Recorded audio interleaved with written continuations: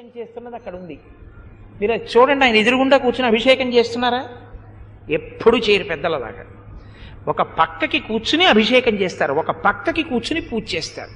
నేను ఇలా తూర్పుకున్నాను అనుకోండి, నా స్వామి ఉత్తరానికి ఉన్నాడు అనుకోండి, నేను ఇలా పువ్వులు వేస్తుంటే ఆయన పాదాల మీద పడుతుంటాయి.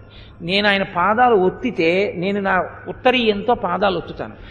ఆయన నన్ను చూశారనుకోండి, ఆయన తేజస్సుని తట్టుకోవడానికి నా ఉపాసనా బలం సరిపోదు, నా తేజస్సు క్షీణిస్తుంది ఎదురుగుండా కూర్చుంటే. అందుకని అభిముఖ పూజ లేదు లోకంలో. ఎప్పుడూ కూడా తూర్పు ముఖంగానే దేవతానుగ్రహం కావాలంటే కూర్చోవాలి. దక్షిణాభిముఖంగా తిప్పకూడదు కాబట్టి ఈశ్వరుణ్ణి. తదనుగుణంగా ఐశ్వర్య సమృద్ధి గృహస్థు కోరుతాడు కాబట్టి సాధారణంగా ఉత్తరాభిముఖంగా సింహాసనాన్ని నుంచి తూర్పు ముఖంగా తను కూర్చుని పూజ చేస్తాడు.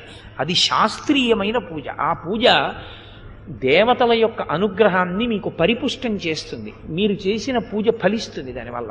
కాబట్టి సరే, ఇది అయిపోయాక నన్ను చాలా అనుమానాలు అడక్కండి ఇలాంటి వాటి మీద. ఎందుకంటే ఇవి తేనె తుట్టెల్లాంటివి. ఇవి దీంట్లో మీరు పట్టుకోగలిగితే మర్మం తేలిగ్గా పట్టేసుకోవచ్చు. అది పెద్ద విశేషం ఏం కాదు.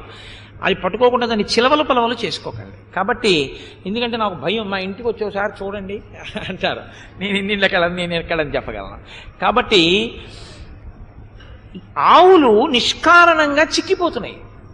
ఆవు చిక్కిపోతోందంటే ఆవు జరుగుతున్నటువంటి దోషములను విరగగొట్టగలిగినటువంటి శక్తి ఆవులు కూడా కోల్పోతున్నాయి. ఇక ఇంతకన్నా అన్యాయం ఏముందన్నయ్య? ఎన్ని దోషాలైనా ఆవు ఒక్కటి రక్షిస్తుంది. అది బలవర్ధకంగా ఇంటి ముందు నించినో గుళ్ళో నించినో ఉంటే మీరు అరటిపండు పెట్టారనుకోండి, చాలు, ఆ ఆవు కాపాడేస్తుంది. ఆవుకు ఆ శక్తి ఉంది గోవుకి. కానీ గోవులన్నీ సృష్టించిపోతున్నాయి. లంకాపట్టణంలో విమదా వీరకుంజరాహ ఏనుగులు భద్రగజములను ఉంటాయి. భద్రగజములు అంటే పర్వతాల్లాగే ఉంటాయి. మీరు గురువాయూరులో చూడాలి వాటిని. అవి తొండం కిందకు వదిలితే నేలని ఈడుస్తాయి. అందుకని అవి తొండాన్ని వదిలేసింది అనుకోండి, ఇలాగా నేలకి తగలడం కాదు, నేలకి తగిలిన తర్వాత మళ్ళీ ఒక 3-4 అడుగుల తొండం నేల మీద పడుకుంటుంది. అంతేగాని కురచ తొండంతో ఉండదు. నేల మీద 3-4 అడుగుల తొండం పడుతుంది. కాబట్టి అది ఏం చేస్తుందంటే ఇలా చుట్టుతుంది. ఇలా చుడితే ఒక 3-4 చుట్టలు చుట్టుకుని ఇలా పట్టుకుని ఉంటుంది. వదిలిందనుకోండి నేల మీదకి, అంతెత్తున కుంభస్థలం ఉంటే ఇంత కిందకి తొండం తగులుతూ నేల మీద మళ్ళీ ఓ 3-4 అడుగులు ఉంటుంది తొండం. అంతంత పెద్ద పెద్ద ఏనుగులైతే భద్రగజాలు అంటారు. అటువంటి భద్రగజాలు మదజలాల్ని స్రవించాలి. ఒక్క భద్రగజం మదజలాన్ని స్రవించట్లేదు. కాబట్టి దీనమశ్వాహ ప్రహేషంతే, గుర్రాలు చాలా దీనంగా సకిలిస్తున్నాయి. అంటే నశించిపోయే కాలం దగ్గరికి వచ్చేసింది. నచ గ్రాసాభినందిన, గడ్డి వేస్తే సంతోషంగా గడ్డి పరకల పైకి తీసి నోరు అల్లార్చి తినాలి. ఎందుకంటే గుర్రం నోట్లో కళ్ళెం ఉంటుంది ఎప్పుడు. అది నోరు తెరిచి తినేటప్పుడు మీరు ఎప్పుడైనా చూశారో లేదో, ఆ కళ్ళెం అవి తీసేసిన తర్వాత గుర్రానికి కళ్ళకి కట్టిన గంతలు కూడా విప్పేసి గడ్డి వేస్తే గుర్రం గడ్డి తినడంలో ఒక గొప్ప ఉత్సాహం ఉంటుంది. పెద్ద నోరు తెరిచి దవడలు వేలాడుతూ పచ్చిగడ్డి తింటుంది. అది అలా తింటలేదు, పచ్చిగడ్డిని చూసి విముఖంగా పక్కకి వెళ్ళిపోతోంది. అంటే దుర్నిమిత్తం కనపడుతోంది అన్నయ్య. ఖరోష్ట్రాశ్వతరారాజన్ భిన్నరోమాహ స్రవంతిన, గాడిదలు, ఒంటెలు, కంచరగాడిదలు, వాటికి నిష్కారణంగా అన్నిటికీ వెంట్రుకలు ఊడిపోతున్నాయి. న స్వభావేవ తిష్టంతి విధానైరపి చింతితాహ, ఏవి ఎలా ఉండాలో అలా ఉండడం లేదు.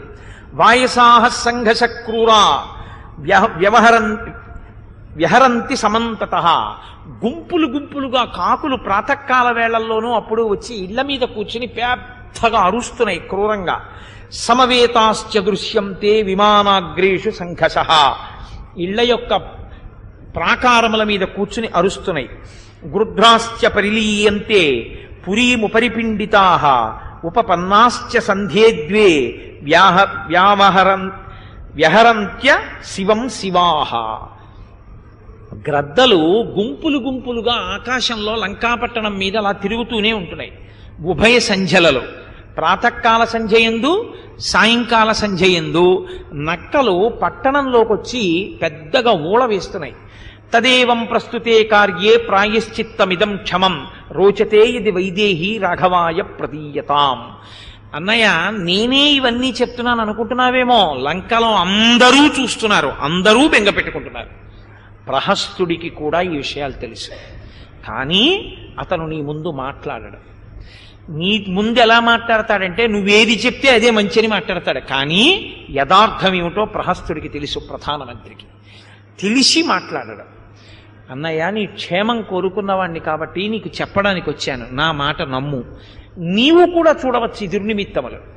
కాబట్టి సీతమ్మని తీసుకెళ్లి రామచంద్రమూర్తికి అప్పచెప్పేసి మనం సంతోషంగా హాయిగా బ్రతకవచ్చు. అంటే రావణుడు అన్నాడు, భయం న పశ్యామి కుతశ్చిదప్యహం నరాఘవ ప్రాప్స్యతి జాతు మైథిలీం సురై సహేంద్రైరపి సంగత కథా మామాగ్రత స్వాస్థ్యతి లక్ష్మణాగ్రజ. సీతమ్మని మళ్ళీ రాముడు పొందడం అనేటటువంటిది ఒక్కనాటికి జరగదు, నేను ఇవ్వను. ఇంద్రుడితో కలిసి దేవతలతో కలిసి లక్ష్మణాగ్రజుడైన రాముడు వచ్చినా నా ముందు నిలబడలేడు. నీకు కనపడుతున్నవి నాకు కనపట్టలేదు, కాబట్టి నువ్వు బయలుదేరవచ్చు. ఇది కదండి మూర్ఖత్వం అంటే. ఇప్పుడు ఆయన చెప్పిన దుర్నిమిత్తాలు చూడడానికి రాత్రి ఎప్పుడో చూడాలన్నాయా, 1 గంటకు అలారం పెట్టుకుని లేచి కాదు, లేచి పైకి వచ్చేలా నిలబడి చూస్తే నిజంగా వెంట్రుకలు ఊడిపోతున్నాయో లేదో, ఒంటిలకి కంచరగాడిదలకి గుర్రాలు గడ్డి తినకుండా ఏడుస్తున్నాయో లేదో, భద్రగజాలకి మదజలం స్రవించట్లేదని ఇన్ని తెలుస్తాయి. ఆయన వినడు, నాకేమీ కనపట్టలేదని చెప్పాడు.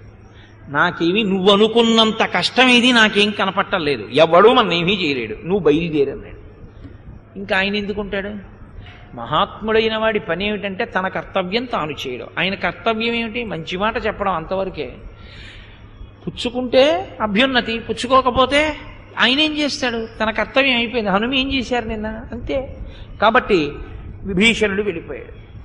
ఇప్పుడు ఆయన ఏం చేశాడంటే అకస్మాత్తుగా వానర సైన్యం అంతా బయలుదేరిపోయి సముద్రం దగ్గరికి వచ్చేసింది అని తెలుసుకున్నాడు. వాళ్ళు బయలుదేరి దక్షిణ సముద్రానికి ఉత్తర తీరానికి వచ్చేసారు. ఇప్పుడు తాను రథం పూంచి సభామంటపానికి వెళ్ళి లంకాపట్టణంలో ఉన్నటువంటి రాక్షసులందరినీ చాలా వేగంగా సభకి రమ్మంటున్నానని చెప్పండి అని అందరినీ పిలిచాడు. అందరూ వచ్చారు, వీరాధివీరులందరూ కూర్చున్నారు. ఎవరు మాట్లాడతారు ఆయనతో?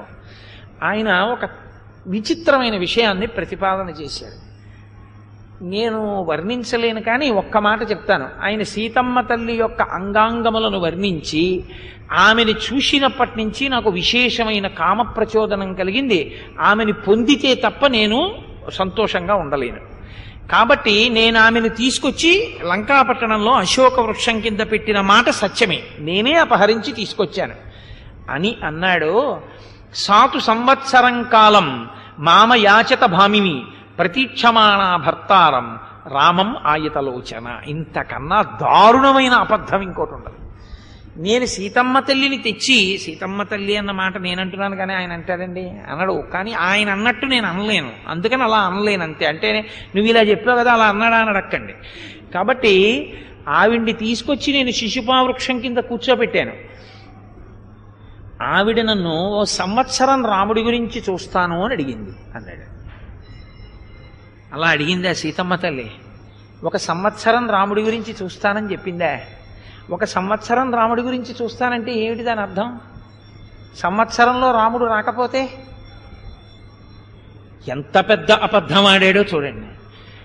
అంటే ఈ అబద్ధం చెప్పడం వల్ల ప్రయోజనం ఏమిటి, ఇలా చెప్పకపోతే వచ్చేటటువంటి లాభం ఏమిటన్నది ఆయనకు అనవసరం. అవతల వాళ్ళ యొక్క శీలానికి ఎంత పెద్ద మత్స వస్తుంది మనం అలా మాట్లాడితే అనుకున్నా, తాను అలా మాట్లాడతాడు. అంటే ఇంచుమించు ఆమె తనకి వశురాలైనట్టుగా మాట్లాడాడు. కాబట్టి 10 నెలలు గడిచిపోయాయి. ఇంకొక 2 నెలలు రాముడు రాకపోతే సీత నాదవుతుంది, అది ఆయన ప్రతిపాదన.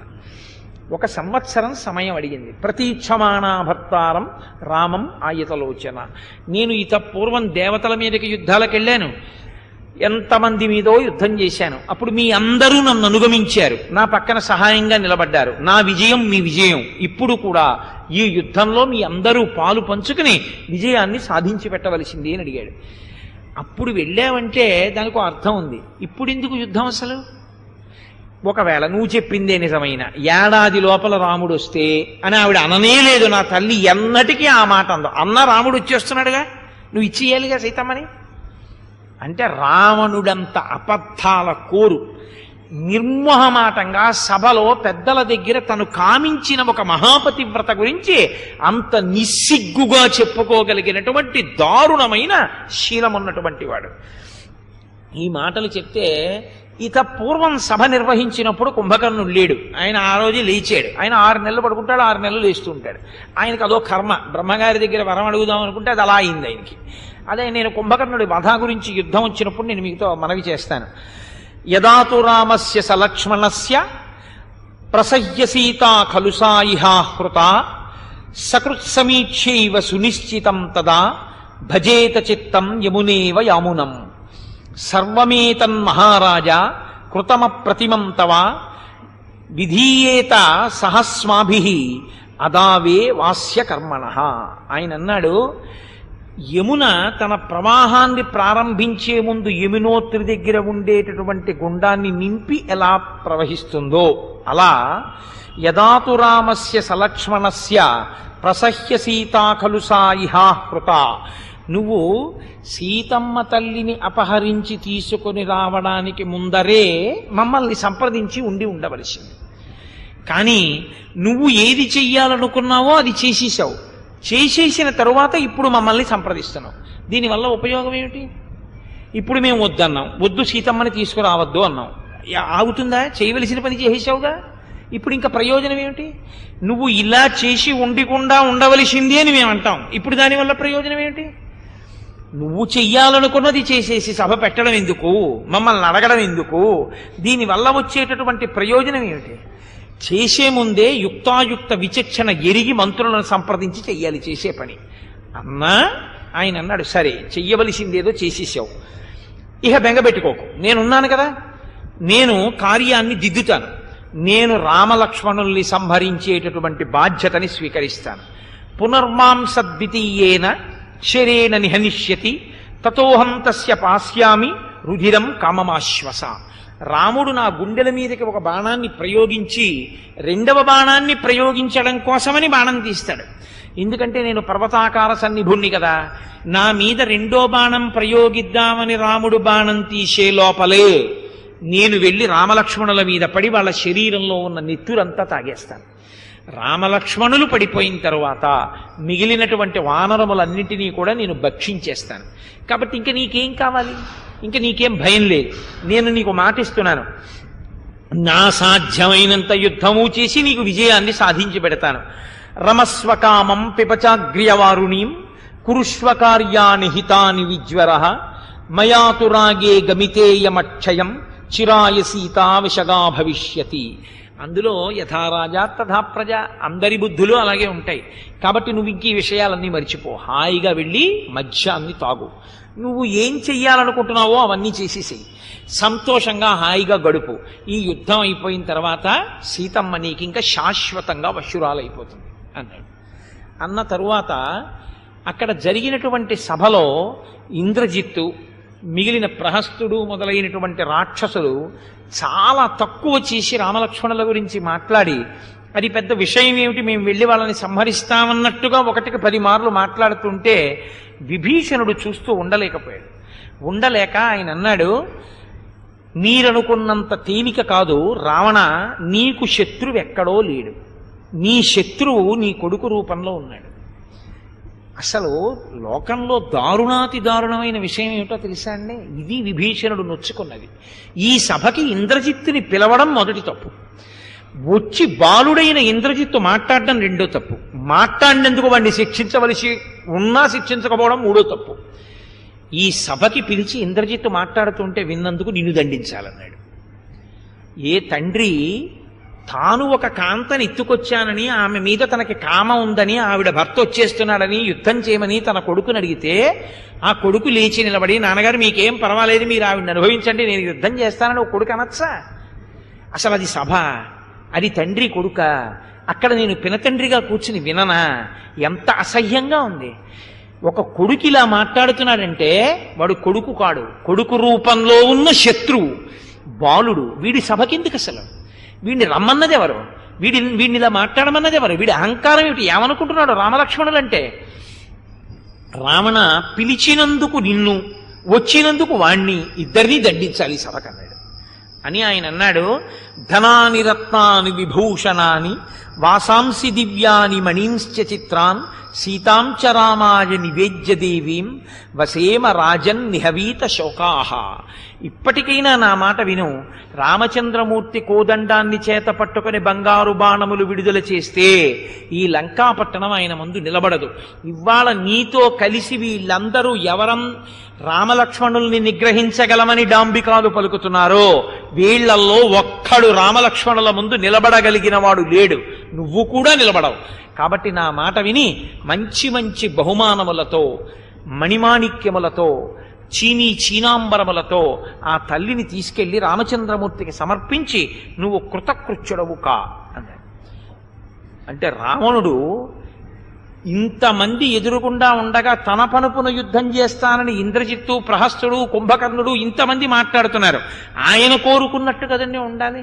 ధర్మం చెప్తే ఆయన వినడం. ధర్మం చెప్పేవాడు కూడా ఇలా మాట్లాడడం మొదలు పెడితే మిగిలిన వాళ్ళు కూడా అటువైపుకి మెల్లిగా చేరడం మొదలు పెడితే అందుకని ఉండడానికి వీల్లేదు విభీషణుడు.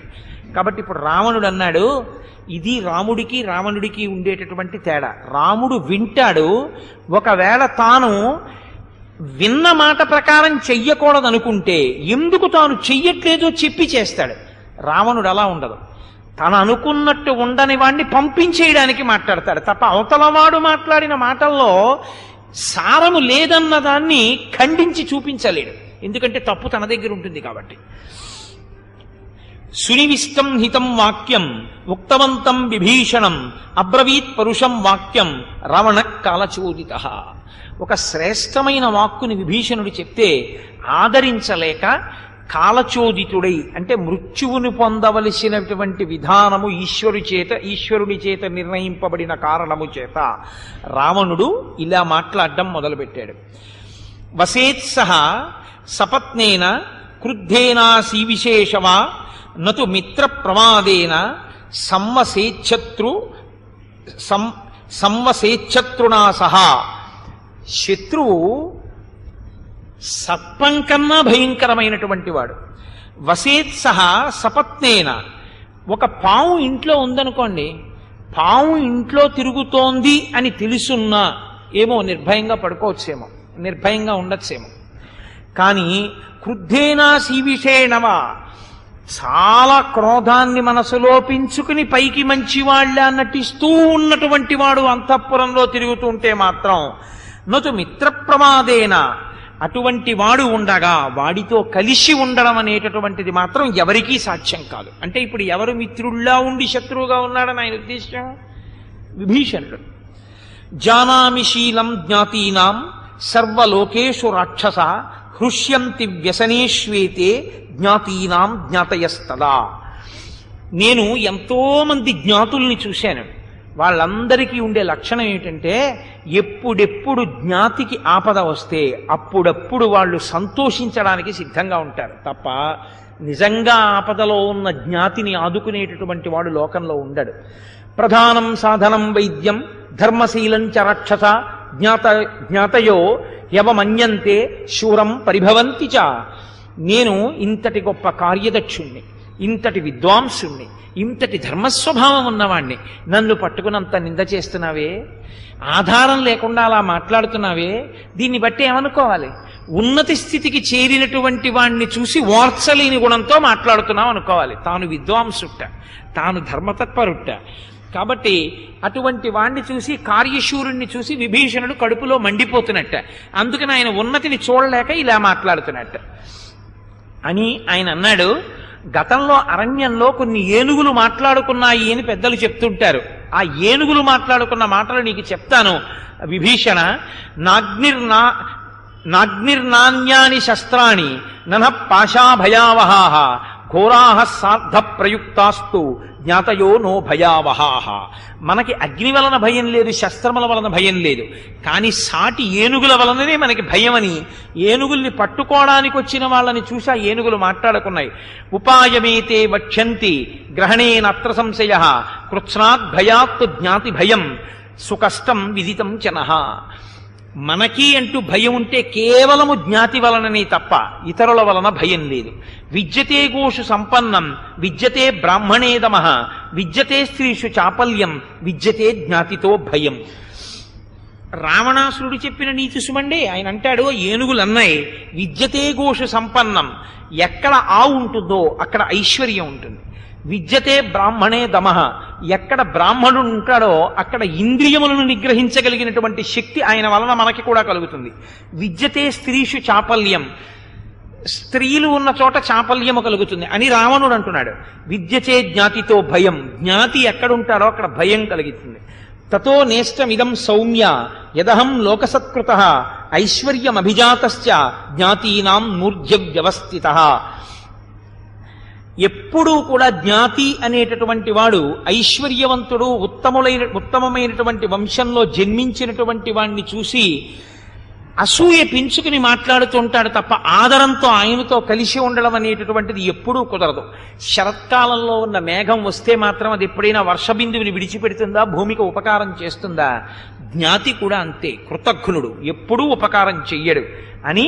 యథా మధుకరస్తశ్చాత్ రసం విందన్న విద్యతే తథా త్వమపి తత్రైవ తథా నార్యేషు సహృదం. జ్ఞాతులు ఎలా ఉంటారో తెలుసా? తుమ్మెద తేనె ఉన్నప్పుడు పువ్వు మీద వాలి తేనె తాగేసి ఆ పువ్వులో తేనె అయిపోయిందంటే పక్క పువ్వు మీదకి వెళ్ళిపోయినట్టు ఈయన దగ్గర సుఖాలన్నీ పొందేసి ఈయనకి ఆపదొచ్చినప్పుడు వదిలేసి ఎవరి దగ్గర సమర్థత ఉందని వాళ్ళు అనుకుంటున్నారో వాళ్ళ దగ్గరికి వెళ్ళిపోతారు.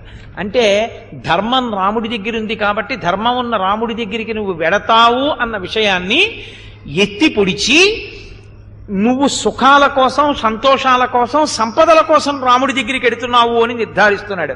అంటూ ఇత్యుక్త పరుషం వాక్యం న్యాయవాదీ విభీషణ ఉత్పపాత గదాపాణి చతుర్భిః సహ రాక్షసైః.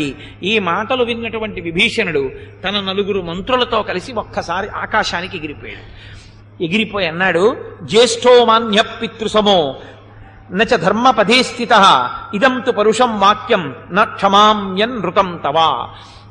తండ్రి లేనటువంటి వాడికి అన్నగారు తండ్రితో సమానం, పెద్దన్నగారు. కాబట్టి ఆయన మంచి మాట్లాడని చెడు మాట్లాడని తమ్ముడు మాట్లాడకూడదు. కాబట్టే నేను ఇన్నాళ్ళు భరించాను. కానీ అన్నయ్య నువ్వు ఇవాళ మాట్లాడిన మాటలు మాత్రం క్షంతవ్యం కావు. నేను ఇందులో ఒక్క ఆరోపణకు తగిన వాణ్ణి కాను. సులభాః పురుషా రాజన్ సతతం ప్రియవాదినః అప్రియస్యతు పథ్యస్య వక్తా శ్రోతా చ దుర్లభః. అవునులే, మంచి మాటలు చెప్పకుండా నీకు నచ్చే మాటలు చెప్పేవాళ్ళు ఎక్కడైనా దొరుకుతారు, మంచి మాట చెప్పేవాడు దొరకడు. చెప్పినా వినేవాడు అసలు దొరకడు.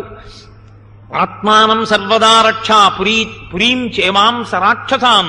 అన్నయ్య నిన్ను లంకాపట్టణాన్ని జాగ్రత్తగా రక్షించుకో, నాకు కావలసింది నువ్వు క్షేమంగా ఉండడం. నువ్వు కోరుకున్నట్టు నేను వెళ్ళిపోతున్నాను అన్నయ్య అన్నాడు. నివార్యమాణస్య మయాహితైషిణ నరోచతే తే వచనం నిశాచర పరీతకాలాహి గతాయుషో నరా హితం న గృహ్ణంతి సుహృద్భిరీతం. ఆయుర్దాయం నశించిపోయేవాడు మంచి మాట వినడు. కాబట్టి నేను చెప్పేటటువంటి మాటలు నీ దృష్టిలోకి వెళ్ళలేదు అన్నయ్య, నువ్వు క్షేమంగా ఉండు, నాకు అదే కావాలి అని చెప్పి ఆయన నలుగురు సచివులతో కలిసి వెళ్ళిపోయాడు. వెళ్ళిపోయి 100 యోజనముల సముద్రాన్ని దాటి ఉత్తర దిక్కుకు వచ్చి అక్కడ నిలబడ్డాడు ఆకాశంలో నలుగురు సచివులతో. అక్కడే అదేమన్నా అంతఃపురమా లేకపోతే పెద్ద ప్రాంగణమా, వాళ్ళందరూ బయటే 6 బయలే ఉన్నారు. ఈయన ఆకాశంలో పైనే నిలబడ్డాడు. నిలబడి అన్నాడు, రావణో నామ దుర్వృత్తో రక్షతో రాక్షసేశ్వర తస్యాహం అనుజో భ్రాతా విభీషణ ఇతి శ్రుతః తేన సీతా జనస్థానాత్ హృతా హత్వా జటాయుషం వృద్ధా చ వివశా దీనా రాక్షసీభిః సురక్షిత. నేను రావణాసురుడనేటటువంటి ఒక దుర్మార్గమైనటువంటి స్వభావం ఉన్న అన్నగారి యొక్క తమ్ముణ్ణి. ఆయన జనస్థానంలో ఉన్న సీతమ్మ తల్లిని జటాయువుని సంహరించి మరీ తీసుకుని వచ్చి లంకాపట్టణంలో అశోకవనంలో శిశుపావృక్షం కింద రాక్షసీ స్త్రీల మధ్యలో కూర్చోపెట్టి ఉంచాడు. నేను ఇప్పుడు అధర్మ మార్గంలో ఉన్నటువంటి అన్నగారైన రావణాసురుణ్ణి విడిచిపెట్టి ధర్మ మార్గంలో ఉన్నవాడు కాబట్టి రామచంద్రమూర్తిని శరణాగతి చేయడం కోసం వచ్చాను. సోహం పరుషితస్తేన దాసవచ్చావమానితః త్యక్తా పుత్రాంశ్చ దారాంశ్చ రాఘవం శరణంగతః. నేను నా భార్యాబిడ్డల్ని విడిచిపెట్టి రామచంద్రమూర్తిని శరణాగతి చెయ్యడం కోసం వచ్చి ఇక్కడ నిలబడి ఉన్నాను. సర్వలోక శరణ్యాయ రాఘవాయ మహాత్మనే నివేదయితమాం క్షిప్రం విభీషణముపస్థితం. వెంటనే నేను వచ్చానని శరణాగతి చేస్తున్నానని రామచంద్రమూర్తికి తెలియచెయ్యండి అన్నాడు. సుగ్రీవుడు చూశాడు, రావణుని తమ్ముడు కపటోపాయంతో వచ్చాడు, మనని మట్టు పెట్టడానికి, భేదాలు కల్పించడానికి వచ్చాడు. కాబట్టి వెంటనే ఆ నలుగురితో కూడినటువంటి విభీషణుణ్ణి సంహరిద్దాం అనుకున్నాడు. అయినా రామచంద్ర ప్రభువుకి నివేదించాలి కాబట్టి రామచంద్రమూర్తి దగ్గరికి వెళ్లి చెప్తున్నాడు, ప్రభిష్ట శత్రు సైన్యం హి ప్రాజ్ఞశత్రు తరిత్కిత విహన్యాదంతరం లబ్ధ్వా ఉలూక ఇవ వాయసాన్. ఒక గుడ్లగూప కాకి గూటిలో చేరి మెల్లగా మాటలు కలిపి కాకిని సంహరించినట్టు మన మధ్యకి చేరి విభీషణుడు మన మధ్య భేదభావములు కల్పించి నిన్ను నన్ను విడదీసి రామలక్ష్మణుల్ని సంహరించడమో నన్ను సంహరించడమో చెయ్యడం కోసమే వచ్చాడు. బధ్యతామేష తీవ్రేణ సచివై సహ రావణస్య నృశంసస్య భ్రాతా హ్యేష విభీషణ. అటువంటి దుర్మార్గుడైన రావణుని తమ్ముడైన విభీషణుణ్ణి మనం ఆదరించకూడదు. కాబట్టి నలుగురు తమ్ములతో కూడినటువంటి సుగ్రీవుణ్ణి సంహరిస్తాను, నాకు అనుజ్ఞ ఇయ్యవలసింది అన్నాడు. అంటే రాముడు అన్నాడు, శత్రువైన రావణాసురుని తమ్ముడు నలుగురు సచివులతో కలిసి వచ్చి ఆకాశంలో నిలబడ్డాడు, శరణాగతి చేస్తున్నాడు. నేనిప్పుడు విభీషణుణ్ణి మనలో చేర్చుకోవాలా చేర్చుకోకూడదా? మీ అందరూ పెద్దలైన వారున్నారు, ప్రాజ్ఞులైన వారున్నారు, తెలివైన వారున్నారు. కాబట్టి మీకు ఏది తోస్తుందో అది చెప్పండి. మీకు ఏది తోచిందో అది చెప్పండి తప్ప ఇది మనం చెప్తే ఏమైనా అనుకుంటారా అని కానీ, ఈయన చెప్పిన దానికి విభేదంగా మనం చెప్తే ఏమైనా అనుకుంటారా అని కానీ మీరు ఆలోచించద్దు. ఎవరి బుద్ధికి ఏది తోచిందో అదే చెప్పండి అన్నాడు. చూసారా ఎలా ఉంటుందో రాముడి మాట అంటే. అప్పుడు అంగదుడు లేచి అన్నాడు, అర్ధానర్ధౌ వినిశ్చత్య వ్యవసాయం భజేత గుణత సంగ్రహం కుర్యాత్ దోషతస్తు వివర్జయేత్. మనం గుణదోషములను విచారణ చేద్దాం. మంచి గుణములు ఉన్నవాడు అని నిర్ధారణ అయిందనుకోండి, విభీషణుని స్వీకరిద్దాం. గుణములు లేనివాడు, దోషములున్నవాడు అని తేలిందనుకోండి, అప్పుడు విభీషణుణ్ణి విడిచిపెడదాం. శరభుడు అన్న వానరుడు లేచాడు. ప్రడిదాయహి చారేణ యథావత్ సూక్ష్మబుద్ధిన పరీక్షత తథ కార్యో యథాన్యాయం పరిగ్రహ. మనం గూఢచారుల్ని పంపిద్దాం. గూఢచారులు వెళ్ళి బాగా విచారణ చేస్తారు. గూఢచారులు ఇతన్ని స్వీకరించచ్చు అని చెప్తే స్వీకరించిద్దాం, వద్దు అని చెప్తే విడిచిపెట్టేద్దాం. జాంబవంతుడు లేచాడు, చాలా పెద్దవాడు కదండి ఆయన. ఆయన అన్నాడు, బద్ధ వైరాక్ష పాపాక్ష రాక్షసేంద్రాద్విభీషణ అదేశకాలే సంప్రాప్త సర్వదా శంక్యతాం అయం. ఇతను రాకూడని కాలంలో రాకూడని దేశంలో ఇప్పుడు వచ్చి మనతో కలుస్తానంటున్నాడు. పైగా పాపనిశ్చయము కలిగినటువంటి రావణాసురుడి యొక్క సోదరుడు.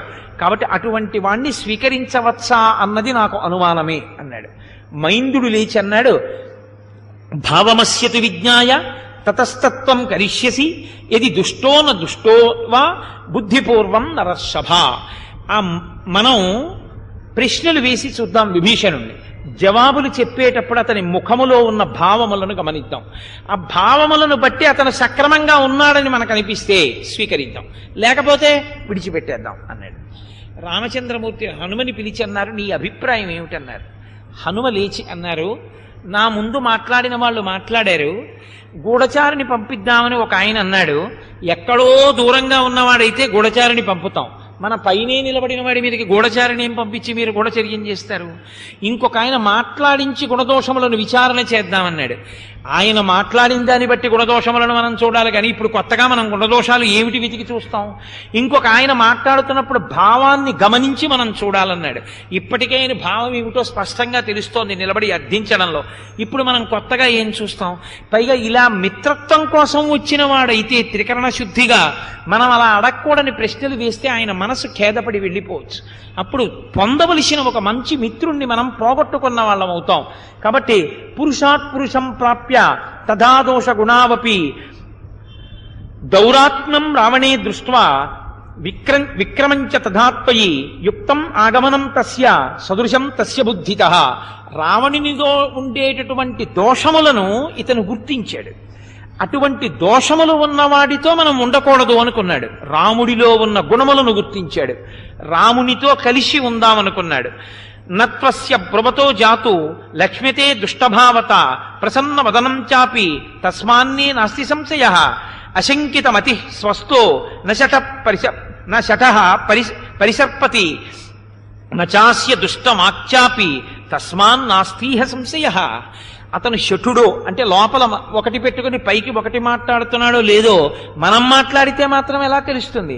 నాకు తెలుసున్నంత వరకు ఉద్యోగం తవ సంప్రేక్ష్య మిథ్యావృత్తంచ రావణం బాలినశ్చ వధం శ్రుత్వా సుగ్రీవం చాభిషేచితం రాజ్యం ప్రార్థయమానశ్చ బుద్ధిపూర్వమిహాగతః.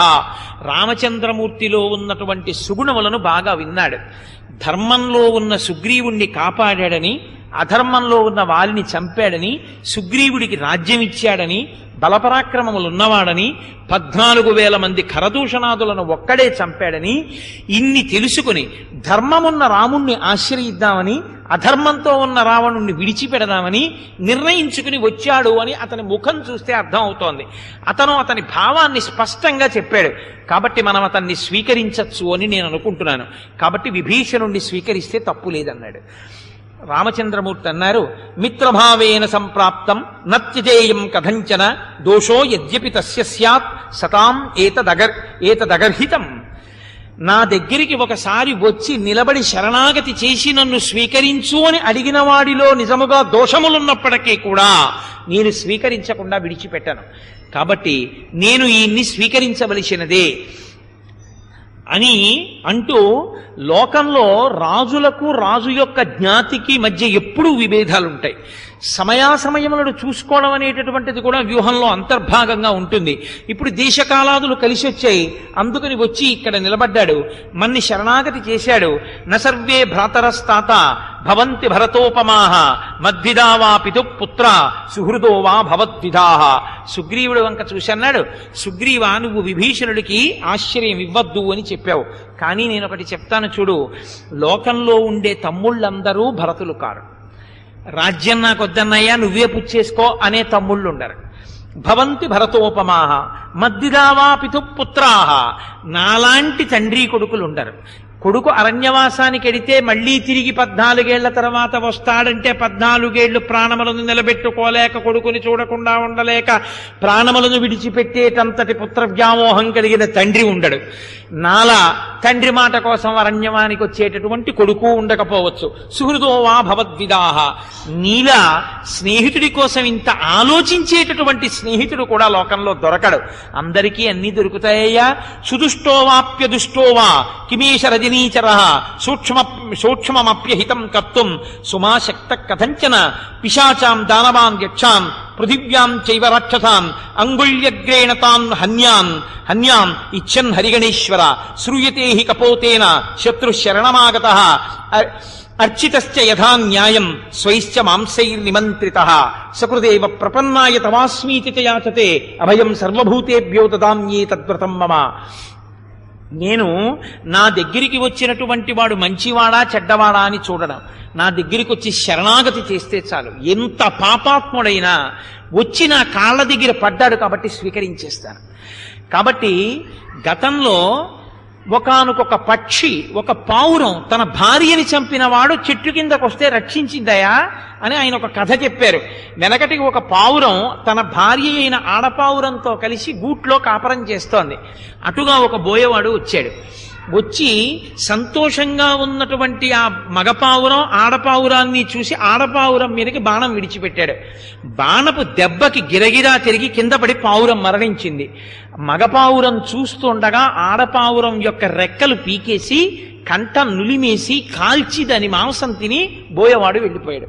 కొంతకాలం అయిపోయిన తర్వాత అదే బోయవాడు ఒక రోజు రాత్రి వరకు హోరున వాన పడుతుంటే ఆహారం దొరక్క వెతుక్కుంటూ ఒకనాడు తాను పావురాన్ని చంపినటువంటి చెట్టు దగ్గరికి వచ్చాడు.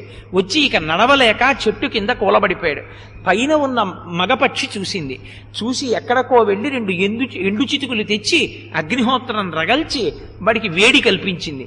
ఆయన స్పృహను పొంది లేచాడు. లేచిన తర్వాత ఆకలితో ఉన్నాడు. అన్నం పెట్టడానికి ఆయనకి ఏమైనా తేవడానికి పక్షికి అవకాశం లేదు. అందుకని ఆ పక్షి తానే అగ్నిహోత్రంలో పడిపోయింది. పడిపోతే ఆ మాంసాన్ని బోయవాడు తిని బ్రతికాడు. తాను ఉన్న చెట్టు కిందకొచ్చి పడిపోయినంత మాత్రం చేత ఒక నోరు లేని పక్షి అంత ఉపకారం చేసింది.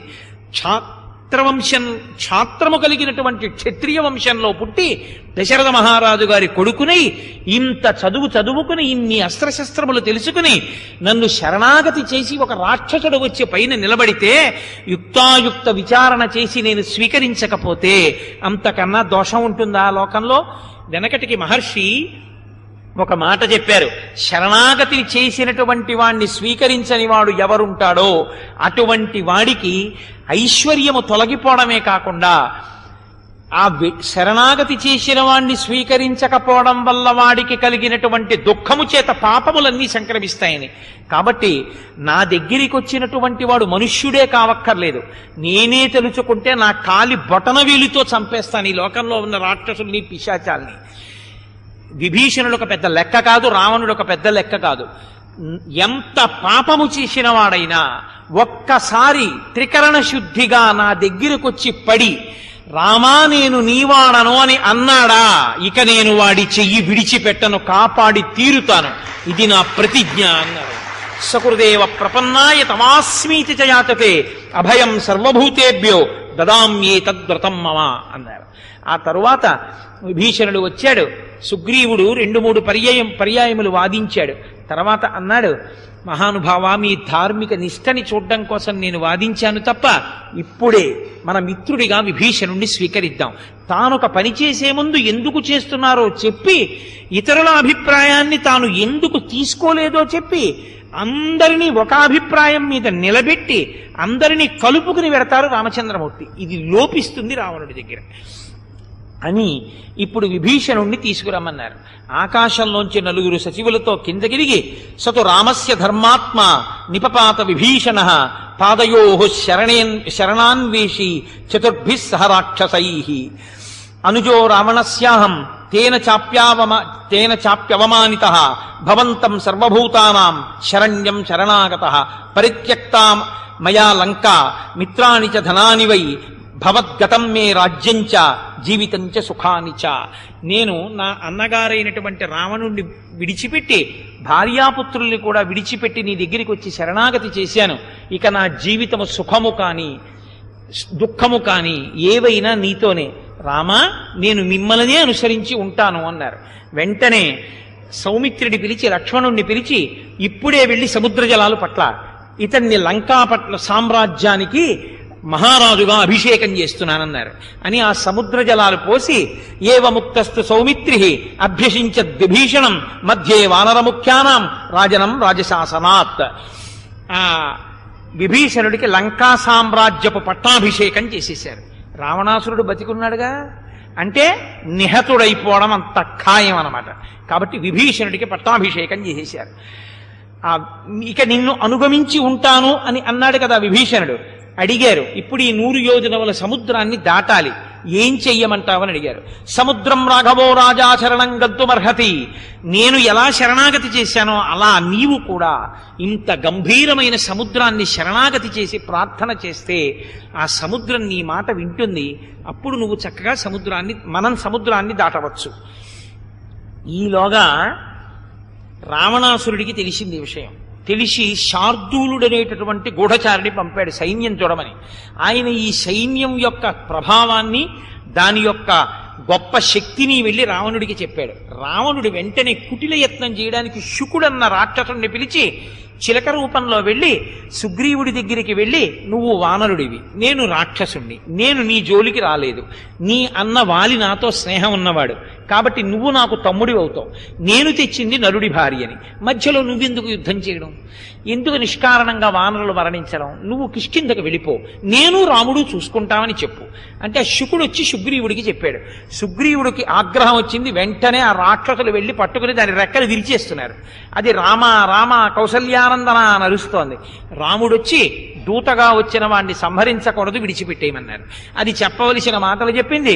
సుగ్రీవుడు అన్నాడు, నాకు రాముడు దైవం, రాముడు ప్రాణం, రాముడు నా సచివుడు, రాముడు నా స్నేహితుడు, రాముడు నాకు సమస్తం. అటువంటి రాముడికి శత్రువెవరో నాకు కూడా శత్రువే, కాబట్టి రావణుణ్ణి వధించి తీరుతానని చెప్పు అని మళ్ళీ సందేశం ఇచ్చి ఆ శుకుణ్ణి పంపించారు. పంపించిన తరువాత రామచంద్రమూర్తి 3 రాత్రుల పాటు సముద్రపు టొడ్డున దర్భాసనం వేసుకుని పడుకున్నారు. పడుకుని ఎంత ప్రార్థన చేసినా 3 రాత్రులు గడిచిపోయినా సముద్రుడు లేచి రాలేదు. ఆగ్రహం వచ్చింది రామచంద్రమూర్తికి. అవలేప సముద్రస్య నదర్శయతి యత్స్వయం ప్రశమశ్చ క్షమాచైవ ఆర్జవం ప్రియమాదిత అసామర్థ్యం ఫలంత్యేతే నిర్గుణేషు సతాంగుణాః ఆద్యమద్బాణ నిర్భిన్నైః మకరైర్మకరాలయం నిరుద్ధతోయం సౌమిత్రే ప్లవద్భిః పశ్య సర్వతః మహాభోగాని మచ్ఛానాం కరిణాం చ కరానిహ భోగినాం పశ్య నాగానాం మయా ఛిన్నాని లక్ష్మణ నశంక శుక్తి కాజాలం సమీన మకరం శరైః అద్య యుద్ధేన మహత సముద్రం పరిశోషయే చాపమానాయ సౌమిత్రే శరాంశ్చాసీ విశోపమాన్ సాగరం శోషయిష్యామి పద్భ్యాం యాంతు ప్లవంగమాః. నేను మంచితనానికి పోయి 3 రాత్రులు 3 పగళ్ళు ఈ సముద్రపు టొట్టున దర్భాసనం వేసుకుని తూర్పు దిశగా దర్భల యొక్క అగ్రములుండేటట్టు చూసి తూర్పు దిక్కుకు తిరిగి పడుకున్నా కూడా ఈ సముద్రుడు కరుణించలేదు, లేచి వచ్చి కనపడలేదు. లోకంలో మంచితనాన్ని పాటించని వాణ్ణి చేతకానివాడు అనుకుంటుంటారు. కాబట్టి నేను ఇప్పుడే ఈ సముద్ర జలాలన్నింటినీ ఇంకింపచేస్తాను, సముద్రం అన్నది లేకుండా చేసేస్తాను, సముద్రంలో ఉన్న ప్రాణులన్నింటినీ సంహరిస్తాను. నా బాణముల యొక్క తాకిడికి సముద్రంలో ఉన్న రాక్షసులు, పాములు, మొసళ్ళు, తాబేళ్లు, తిమింగలాలు మరణించి సముద్రం మీద తేలిపోతాయి. నేనిప్పుడు ఎంత ఘోరమైన రూపాన్ని పొందానో చూడని, ప్రళయాగ్ని ఎలా ఉంటుందో అటువంటి స్వరూపాన్ని పొంది ఏవముక్త్వా ధనుష్పాణి క్రోధ విస్పారితైక్షణః మహాక్రోధంతో పెద్ద పెద్ద కన్నులు చేసుకుని బభూవరామో దుర్ధర్షో యుగాంత అగ్నిరివజ్వలన్ ప్రళయకాలంలో ఉండేటటువంటి అగ్ని ఎలా ఉంటుందో అటువంటి స్వరూపంతో తేరిపారి చూడరాని వారై ఒక్కసారి బాణములను తీసి సముద్రంలోకి ప్రయోగించారు. ఆ సముద్రంలో ప్రయోగించినటువంటి బాణముల చేత పంచభూతములు కదిలిపోయి సముద్రం అతలాకుతలం అయిపోయింది. దానిలో ఉండేటటువంటి ప్రాణులన్నీ క్షోభించిపోయాయి. అటువంటి పరిస్థితిలో ఇక నేను ఆగను, ఈ సముద్రాన్నంతటినీ ఇంకింప చేస్తానన్నారు. హడిలిపోయి లక్ష్మణుడొచ్చి తతస్తుతం రాఘవముగ్రవేగం ప్రకర్షమాణం ధనురప్రమేయం సౌమిత్రిరుత్పత్య సముచ్ఛసంతం మామేతి చొక్వా ధనురాలలంబే వచ్చి ఆ ధనస్సు పట్టుకుని అన్నయ్య అంత పని చేయకు, సముద్రాన్ని ఇంకింప చెయ్యకు అంటున్నాడు. కానీ వినకుండా రామచంద్రమూర్తి బ్రహ్మాస్త్ర ప్రయోగం చేయడానికి సిద్ధపడి అభిమంత్రించి బాణాన్ని సిద్ధం చేశారు. హడిలిపోయినటువంటి సముద్రుడు 10 యోజనముల దూరం ముందుకు పారిపోయాడు. అంటే చెరియలి కట్టని దాటి ముందుకెళ్ళిపోయాడు. వెళ్ళిపోయి అప్పుడు ఆ సముద్ర మధ్యంలోంచి అధిదేవత అయినటువంటి సముద్రుడు పైకి లేచాడు. రక్తమాల్యాంబరధర పద్మపత్ర నివేక్షణ సర్వపుష్పమయీం దివ్యాం శిరసా ధరయన్ సృజం జాతరూపమయైశ్చైవ తపనీయ విభూషితై ఆత్మజానం చ రత్నానాం భూషితో భూషణోత్తమైః తనలోంచి పుట్టిన రత్నాలతో హారాలు వేసుకుని తల నిండా రత్నాలను పొదిగినటువంటి కిరీటాన్ని ధరించిన వాడై అనేకమైనటువంటి పుష్పములతో కూడిన హారములను ధరించి భూషణములతో కూడినటువంటి వాడై ఎర్రని వస్త్రములు ధరించి ఆ సముద్రుడు పైకి లేచాడు. లేచి అన్నాడు, నాయనా రామచంద్ర, నీకు తెలియనిది కాదు, లోకంలో పంచభూతములకు కూడా వాటి వాటి లక్షణములు వాటికి ఉన్నాయి. నీరు ప్రవహిస్తుంది, గాలి వీస్తుంది, ఇలా అగ్ని తపింపచేస్తుంది, నీరు తడుపుతుంది, చల్లగా ఉండేటట్టు చేస్తుంది. ఒక్కొక్క భూతమునకు ఒక్కొక్క లక్షణం. అలాగే నాకు కూడా ఒక లక్షణం ఉంది. 2 గుణములతో ఉంటాను నేను. ఒకటి అగాధం, అంటే బాగా లోతుగా ఉండడం, ఎవ్వరూ నన్ను దాటడానికి వీలు లేని రీతిలో ఉండడం. ఈ 2 నా యొక్క లక్షణాలు. కాబట్టి యదగాధో హమప్లవ, అగాధంగా ఉండడం, దాటడానికి వీలు లేని రీతిలో ఉండడం నా లక్షణాలు. అటువంటి నన్ను దాటి వెడతానని నువ్వు ఇక్కడ ఉండడం, నేను నిన్ను అలా అవకాశం కల్పించలేదు అని నా మీద ఆగ్రహించడం తగినటువంటి విధానం కాదు. కానీ రామ, నేను మీతో ఒక మనవి చేస్తాను. వానర సైన్యమంతా వెళ్ళిపోవడానికి కావలసిన రీతిలో నేను దారి ఇస్తాను. దారి ఇవ్వడం అంటే ఎలా ఇస్తాను? మీరు చెట్లు రాళ్ళు అన్నీ తెచ్చి 100 యోజనముల దూరం నా మీద వెయ్యండి, నేను వాటినన్నింటిని వహిస్తాను. వహించి సేతువుగా విడిచిపెడతాను. నేను వానర సైన్యం అంతా లంకాపట్టణంలోకి వెళ్ళిపోయేంత వరకు ఆ సేతువు కదలదు, అలాగే ఉంటుంది. కాబట్టి మీ సైన్యంలోనే నలుడనేటటువంటి ఒక గొప్ప వానర వీరుడున్నాడు. ఆయన విశ్వకర్మ యొక్క తేజస్సుతో విశ్వకర్మకి కుమారుడుగా జన్మించినటువంటి వాడు. అహం సేతుం కరిష్యామి విస్తీర్ణే వరుణాలయే, ఆయన నిర్మించగలిగినటువంటి సమర్థత కలిగిన వాడు. కాబట్టి అయం సౌమ్య నలో నామా తనుజో విశ్వకర్మణ పిత్రా దత్తవర శ్రీమాన్ ప్రతిమో విశ్వకర్మణ ఏషసేతుం మహోత్సాహ కరోతు మయివానర తమహం ధారయిష్యామి తథా హేష యథాపిత. ఆ తండ్రి ఎంత గొప్పవాడో అంత గొప్పవాడైనటువంటి నీలుడు నిర్మించినటువంటి సేతువుని నేను వహిస్తాను, పట్టుకుంటాను. అప్పుడు ఈ వానర సైన్యం అంతా వెళ్ళిపోవచ్చు అని చెప్తే వెంటనే ఆ నీలుడు లేచి అన్నాడు, నాకు అటువంటి శక్తి ఉంది మా నాన్నగారి అనుగ్రహం వల్ల, కానీ నీవు అడగకుండా నేను లేచి అలా కడతాను అనడం అహంకారం అవుతుందని నేను అనలేదు. రామా, మీరు అనుగ్రహిస్తే నేను 100 యోజనముల సేతువుని నిర్మిస్తానన్నాడు. చాలా సంతోషించారు. కానీ నేను ఎక్కుపెట్టిన బాణాన్ని తీయడం అన్నది కుదరదు, కాబట్టి ఎక్కడ విడిచిపెట్టను చెప్పు అని అడిగారు. అడిగితే సముద్రుడు అన్నాడు, ఇక్కడికి దగ్గరలోనే ఉత్తర తీరంలో, సముద్రానికి అవతలగా ఉత్తర తీరంలో నా సముద్ర జలాలంతటినీ కూడా తాగుతున్న వాళ్ళు కొంతమంది ఉన్నారు. వాళ్ళు మహాపాపాత్ములు. అటువంటి పాపాత్ములైన వాళ్ళు నా జలాలన్నింటినీ తాగడం చేత కలుషితమై నేను బాధపడుతున్నాను. కాబట్టి నువ్వు నాకు ఒక ఉపకారం చెయ్యవలసి ఉంటుంది. నువ్వు సంధించినటువంటి బాణాన్ని అక్కడికి విడిచిపెడితే దాన్ని మరుకాంతారము అని పిలుస్తారు. ఇప్పుడు రాముడు అది ఎక్కడ ఉందో తెలియకపోయినా ఒక్కసారి సంకల్పం చేసి బాణాన్ని విడిచిపెట్టాడు. దక్షిణ తీరంలో నిలబడి విడిచిపెట్టినటువంటి బాణం ఉత్తర తీరంలో ఉన్నటువంటి మరుకాంతారం అనేటటువంటి ప్రదేశంలో పడి అక్కడ ఆభీరులు అనబడేటటువంటి వాళ్ళు, దస్యువులు అన్నవాళ్ళు పాపభూయిష్టమైన జీవనంతో ఉండి సముద్ర జలాల్ని పాడు చేస్తున్నారు. వాళ్ళందరూ మరణించేటట్టుగా వాళ్ళు తాగుతున్నటువంటి నీటినంతటినీ ఆ బాణము ఇంకింపచేసింది. లేకపోతే అది సముద్ర జలాలను ఇంకింపజేస్తుంది. ఎక్కడుందో కంటితో చూడకపోయినా దక్షిణ తీరంలో నుంచి ఉత్తర తీరంలో ఉన్న ఆ ప్రాంతం మీదకి బాణం విడిచిపెట్టాడు రామచంద్రమూర్తి. అది ఆయన గొప్పతనం. అది నీటిని ఇంకింపచేసి భూమిలోకి వెళ్ళి లోపలికి గుచ్చుకుంటే అది ఆ గుచ్చుకున్న ప్రాంతానికి వ్రణము అని పేరు వచ్చింది. అక్కడి నుంచి ఒక పెద్ద నీటి బుగ్గ ఒకటి పుట్టింది. అదంతా ఉన్న నీరు త్రాగకుండా శోషింపచేసేశారు కాబట్టి, ఆ నీరు లేకుండా చేసి ఇంకింపచేశారు కాబట్టి ఆ ప్రాంతం ఎడారైపోయింది. కానీ రామచంద్రమూర్తి తను బాణప్రయోగం చెయ్యడానికి అవకాశం ఇచ్చిన ప్రాంతం కాబట్టి దానికి వరం ఇచ్చారు. నేను వేసిన బాణంలోంచి వచ్చిన నీటి బుగ్గ చేత ఆ ప్రాంతం అంతా కూడా పచ్చగడ్డి మైదానంగా మారుతుంది. అక్కడ చక్కగా పశువులన్నీ తిరిగి పాలు వెన్న అన్నిటినీ సమృద్ధిగా కురిపిస్తాయి. ఆ ప్రాంతం ఐశ్వర్యవంతం అవుతుంది. అక్కడ ఏ రోగాలు లేకుండా ఆ ప్రాంతం ఉంటుంది అని వరమిచ్చారు. ఆ తరువాత మహానుభావుడైనటువంటి నీలుడు ఆ సేతువు కట్టడం కోసమని వానరములన్నింటినీ పురమాయించారు. మీ అందరూ వెళ్ళి దొరికినటువంటి శిలలు చెట్లు అన్ని పట్టుకురండి. అంతే, ఇన్ని కోట్ల వానరములు పర్వతాలు ఎక్కేశారు, అరణ్యంలోకి వెళ్ళిపోయారు. పుష్పించినటువంటి చెట్లు తీసుకొచ్చేశారు. 1, 2 చెట్లు కావుట, ధవళ వృక్షములు, వెదురుగడలు, అవిసి చెట్లు, తెల్లమద్ది చెట్లు, తాళవృక్షములు, బొట్టుక చెట్లు, తిమిజ వృక్షములు, మారేడు చెట్లు, ఏడాకుల చెట్లు, పొన్న చెట్లు, గన్నేరు చెట్లు, మామిడి చెట్లు, అశోక వృక్షాలు, శిలలు, పర్వతాలు, కొండలు ఇన్నింటినీ పెకలించి తీసుకొచ్చి సముద్రంలో పడేస్తున్నారు. మొదటి రోజున 14 యోజనములకి సేతువు కట్టారు. రెండవ రోజున 20 యోజనాలు సేతువు కట్టారు. మూడవ రోజున 21 యోజనాలు కట్టారు. 4వ రోజున 22 యోజనాలు కట్టారు. 5వ రోజున మిగిలి ఉన్న 23 యోజనాలు కట్టేశారు. 100 యోజనముల మేర సముద్రం మీద సేతువు 4 రోజులలో 5 రోజులలో నిర్మాణం అయిపోయింది.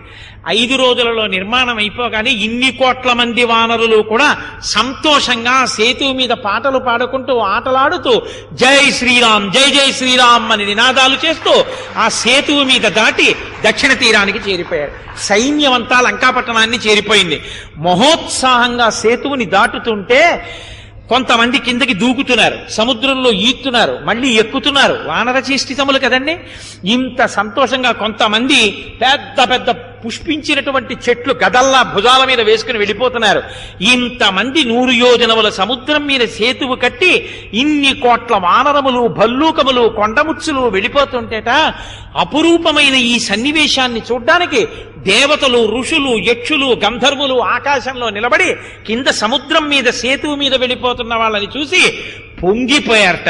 రామచంద్రమూర్తి ఇంత సైన్యంతో దక్షిణ తీరానికి చేరిపోయి లంకాపట్టణం మీద యుద్ధానికి ఇంకా సిద్ధంగా ఉన్నారన్న శుభవార్త దగ్గర ఇవాళ ఉపన్యాసాన్ని పూర్తి చేస్తాను. రేపటి రోజు చాలా అద్భుతమైనటువంటి ఘట్టాలు కొన్ని నడుస్తాయి. కాబట్టి రేపటి రోజు నుంచి మనం ఒక పని చేద్దాం. రామనామం చెప్పి శారదాపీఠం కనుక ముద్రణ వేసి మీకు ఇచ్చారు కనుక విదితాకిల శాస్త్ర సుధాజలధేని వేసినటువంటి ఆ కాగితాలు మీరు తెచ్చుకుంటే ప్రతిరోజు మనం చక్కగా శంకరాచార్యుల వారికి తోటకాష్టకంతో నమస్కారం చేసి బయలుదేరుతుందాం. ఇప్పుడు ఒక్క 11 మాటలు రామనామం చెప్పుకుందాం. ఇడాపింగళ మధ్యమందున ఇమిడియున్నది రామనామము,